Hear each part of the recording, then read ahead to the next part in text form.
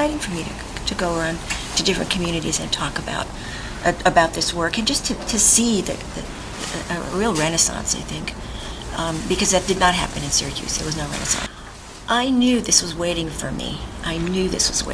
When we went through my grandmother's house in 1990, after she died, I saw these letters. My mother and I looked them over, and I knew that she was going to have trouble trying to figure out what to do with them. And I figured that it would fall to me to know what to do. I didn't know what I was going to do with them. I knew that I would find them, I would figure out how to get them out to the world, but I had no idea that it would take this frame. In fact, I didn't know this was going to happen until it happened. That's why it's cross-genre work. It started being just about the letters, and then as I read them, again, these are things I want to talk about tonight, as I read them, I realized that they were about much more than that. They were about how we, as a people, reacted to the genocide. And this is an untold story for us. Absolutely.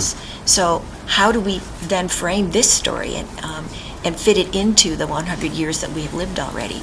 And do we go forward knowing now that we really did have resistance and we really did have some justice?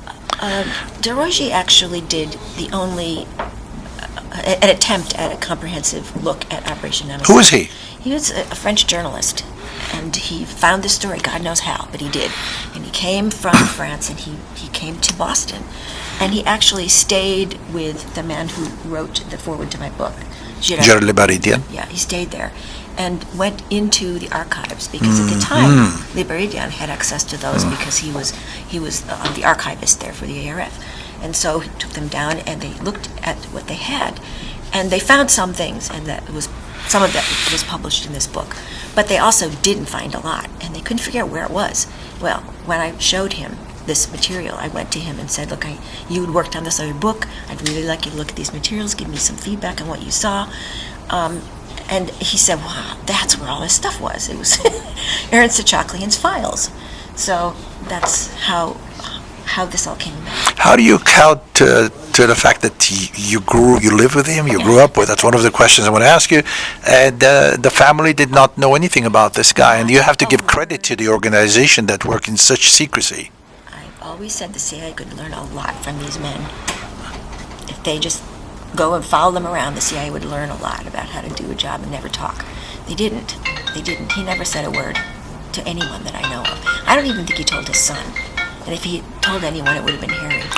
Tell me about your grandpa's earlier ages. I remember in the book it mentions he was in the Philippines. What did he do actually? What took him to Philippines? My grandfather was one of the first CPAs in Connecticut, and a CPA doesn't go to the Philippines every day. No, but he wanted to go abroad, and so he got a job with the State Department, working on accounts in the Philippines.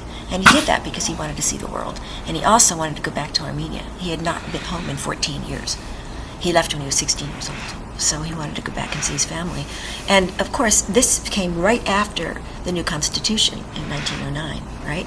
And so he thought, well, it's safe, I can go. And of course, it wasn't safe at all. The massacres occurred then. So he was there at that time, and he met many of the people that were involved in resistance. Simon Zavarian is one of the people he met. And the word Kurdish, what they were trying to do was to collect a group of Armenian men, young men, that would work for the cause, and they were hoping to collect him. He got married and came to the United States, but while he was there, he did work for them. And one of the things he did was he managed to smuggle in guns. And those guns, my grandmother told me this story actually, got it from the wife of the horse's mouth. Those guns were used in Musadag. It saved the people in Musadag. The letters, the documents in question, were they all in English or some Armenian or mixed? They were mostly in Armenian. Mostly Armenian. Mostly Armenian. And how did you go about translating this? My cousin, Arsina Oshagan, is the translator for these. I wish she could be here tonight. She and I sat down. We did this together. She would translate. I would try to put it into reasonable English. And that's how we did it. It took a long time.